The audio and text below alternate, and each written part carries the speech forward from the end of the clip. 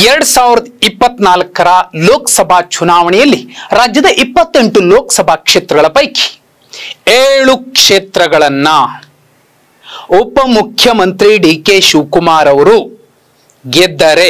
ಗೆದ್ದು ಬಿಟ್ಟರೆ ಅವರಿಗೆ ಅತ್ಯುನ್ನತ ಸ್ಥಾನ ಸಿಗಬಹುದು. ಯಾವ ಆಸೆ ಇಟ್ಕೊಂಡು 2023ರ ಕರ್ನಾಟಕ ವಿಧಾನಸಭಾ ಚುನಾವಣೆಯ ರಿಸಲ್ಟ್ ಬಳಿಕ ದೆಹಲಿಗೆ ಓಡಿದ್ರೋ ಅದೇ ಹುದ್ದೆ ಸಿಗಬಹುದು. ಅಲಿಖಿತ ಒಪ್ಪಂದ ಏನಾಗಿದೆ ಹೈಕಮಾಂಡ್ ಮುಂದೆ, ಅದು ಡಿ.ಕೆ. ಶಿವಕುಮಾರ್ ಬಣದ ನಾಯಕರು ಮಾತಾಡ್ತಿದ್ದಾರೆ. ಮೊದಲ 2.5 ವರ್ಷ ಸಿದ್ದರಾಮಯ್ಯ ಅವರು ಮುಖ್ಯಮಂತ್ರಿ ಆಗಿರ್ತಾರೆ, ಆ ನಂತರದ ಅವಧಿಯಲ್ಲಿ ಡಿ.ಕೆ. ಶಿವಕುಮಾರ್ ಅವರು ಮುಖ್ಯಮಂತ್ರಿ ಆಗ್ತಾರೆ ಅನ್ನುವಂತಹ ಚರ್ಚೆ ಏನಿತ್ತು, ಆ ಚರ್ಚೆಗೆ ಸಾಕಷ್ಟು ಬಲ ಸಿಗತ್ತೆ. 7 ಕ್ಷೇತ್ರಗಳು, ಆ 7 ಅಗ್ನಿ ಪರೀಕ್ಷೆಗಳನ್ನ ಡಿ.ಕೆ. ಶಿವಕುಮಾರ್ ಅವರು ಎದುರಿಸಿದ್ರೆ ಸಮರ್ಥವಾಗಿ ಸಿಎಂ ಪಟ್ಟ ಸಿಗುವಂತಹ ಸಾಧ್ಯತೆಗಳನ್ನು ಕೂಡ ತಳ್ಳಿ ಹಾಕುವಂತಿಲ್ಲ. ಇದೇ ಕಾರಣಕ್ಕೆ ನಾನೀಗಾಗಲೇ ಉಪಮುಖ್ಯಮಂತ್ರಿ ಇದ್ದೀನಿ, ಕೆಪಿಸಿಸಿ ಅಧ್ಯಕ್ಷ ಸ್ಥಾನ ನನಗೆ ಬೇಕಿಲ್ಲ, ನಾನು ಬೇರೆಯವರಿಗೆ ಬಿಟ್ಟುಕೊಡ್ತೀನಿ ಅನ್ನುವಂತಹ ಮಾತನ್ನು ಕೂಡ ಹೇಳ್ತಿದ್ದಾರೆ.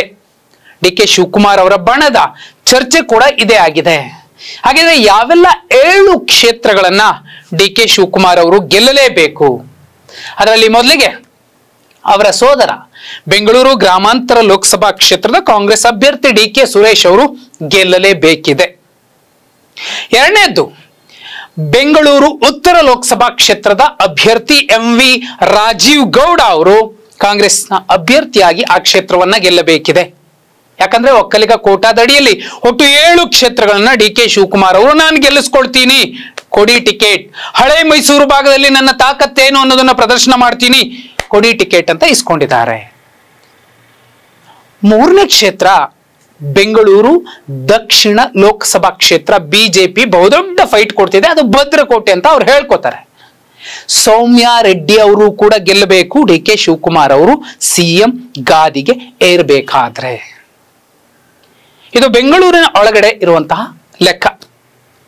ಪಕ್ಕದಲ್ಲಿ ತುಮಕೂರು ಲೋಕಸಭಾ ಕ್ಷೇತ್ರದ ಅಭ್ಯರ್ಥಿ ಎಸ್.ಪಿ. ಮುದ್ದಹನುಮೇಗೌಡರು ಗೆಲ್ಲಬೇಕಿದೆ. ಒಂದು ಹಂತಕ್ಕೆ ಇದು ದೊಡ್ಡ ಸವಾಲಾಗೋದಿಲ್ಲ ಕಾಂಗ್ರೆಸ್ ಪಕ್ಷಕ್ಕೆ, ಡಿ.ಕೆ. ಶಿವಕುಮಾರ್ ಅವರಿಗೆ. ಕಡಿಮೆ ಮತಗಳ ಅಂತರದಿಂದಾದ್ರೂ ಕಾಂಗ್ರೆಸ್ ಅಭ್ಯರ್ಥಿ ಎಸ್.ಪಿ. ಮುದ್ದಹನುಮೇಗೌಡರು ಇಲ್ಲಿ ಗೆಲ್ಲುವಂತಹ ಸಾಧ್ಯತೆ, ಅಂತಹ ವಾತಾವರಣ ಇದ್ದೇ ಇದೆ. ಅದನ್ನ ಬಿಟ್ರೆ ಹಾಸನ ಲೋಕಸಭಾ ಕ್ಷೇತ್ರದ ಅಭ್ಯರ್ಥಿ ಶ್ರೇಯಸ್ ಪಟೇಲ್ ಅವರು ಗೆಲ್ಲಬೇಕಿದೆ. ಇಲ್ಲೂ ಕೂಡ ಕಾಂಗ್ರೆಸ್ಗೆ ದೊಡ್ಡ ಸವಾಲೇನಾಗೋದಿಲ್ಲ. ಕಡಿಮೆ ಮತಗಳ ಅಂತರದಿಂದಾದ್ರೂ ಹಾಸನವನ್ನು ಕೂಡ ಕಾಂಗ್ರೆಸ್ ಗೆಲ್ಲುವಂತಹ ಸಾಧ್ಯತೆ ಇದೆ. ಅಲ್ಲಿಗೆ 7ರಲ್ಲಿ 2 ಕ್ಷೇತ್ರಗಳನ್ನ ಡಿ.ಕೆ. ಶಿವಕುಮಾರ್ ಅವರು ಗೆದ್ದಾಯಿತು ಅನ್ನೋ ಲೆಕ್ಕ.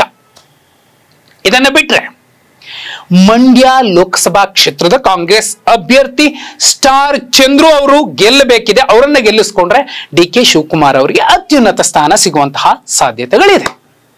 ಇದಕ್ಕಿಂತಲೂ ಮುಖ್ಯವಾದಂತಹ ಸಂಗತಿ ಏನಂದ್ರೆ, ಮೈಸೂರು ಕೊಡಗು ಲೋಕಸಭಾ ಕ್ಷೇತ್ರದ ಅಭ್ಯರ್ಥಿ, ಕಾಂಗ್ರೆಸ್ ಅಭ್ಯರ್ಥಿ, ಒಕ್ಕಲಿಗ ಸಮಾಜದ ನಾಯಕ ಎಂ ಲಕ್ಷ್ಮಣ್ ಅವರು ಕೂಡ ಗೆಲ್ಲಬೇಕು. ಇವರು ಗೆದ್ದರಷ್ಟೇ ಡಿ.ಕೆ. ಶಿವಕುಮಾರ್ ಅವರು ಹಳೆ ಮೈಸೂರು ಭಾಗದ ಒಕ್ಕಲಿಗ ಸಮಾಜದ ಅತ್ಯಂತ ಪ್ರಭಾವಿ ನಾಯಕ, ದೇವೇಗೌಡರ ನಂತರ ಅನ್ನುವಂತಹ ಸಂದೇಶವನ್ನ ರವಾನಿಸಿದಂಗ ಆಗುತ್ತೆ.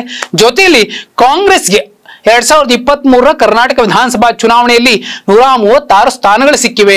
ಹಳೆ ಮೈಸೂರು ಭಾಗದಲ್ಲಿ ಜೆಡಿಎಸ್ ಅನ್ನ ಹೀನಾಯವಾಗಿ ಸೋಲಿಸಿದ್ದಾರೆ ಅಂದ್ರೆ ಅದು ಕೇವಲ ಡಿ.ಕೆ. ಶಿವಕುಮಾರ್ ಅನ್ನುವಂತಹ ಸಂದೇಶ ಕೂಡ ರವಾನೆ ಆಗುತ್ತೆ. ಬೆಂಗಳೂರು ಗ್ರಾಮಾಂತರ, ಬೆಂಗಳೂರು ಉತ್ತರ, ಬೆಂಗಳೂರು ದಕ್ಷಿಣ, ಹಾಸನ, ತುಮಕೂರು, ಮಂಡ್ಯ, ಮೈಸೂರು, ಇಷ್ಟು ಕ್ಷೇತ್ರದ ಒಕ್ಕಲಿಗ ಸಮುದಾಯದ ನಾಯಕರು, ಅಭ್ಯರ್ಥಿಗಳು ಗೆದ್ರಷ್ಟೇ ಡಿ.ಕೆ. ಶಿವಕುಮಾರ್ ಅವರು ಸಿಎಂ ಗಾದಿಗೆ ಏರುವಂತಹ ಹಾದಿ ಸುಗಮವಾಗುತ್ತೆ. ಈ 7ರಲ್ಲಿ ಎಷ್ಟು ಕ್ಷೇತ್ರಗಳು ಕನಿಷ್ಠ ಗೆಲ್ಲಬೇಕು? ಕನಿಷ್ಠ 4 ಕ್ಷೇತ್ರಗಳು. ಅದರಲ್ಲೂ ಮುಖ್ಯವಾಗಿ ಮೈಸೂರು, ಬೆಂಗಳೂರು ಗ್ರಾಮಾಂತರ, ಈ 2 ಜೊತೆಲಿ ಹಾಸನ, ತುಮಕೂರು ಗೆದ್ರೆ ಡಿ.ಕೆ. ಶಿವಕುಮಾರ್ ಅವರ ಕನಸು ನನಸಾಗಬಹುದು. ಇದು ಸಾಧ್ಯನಾ?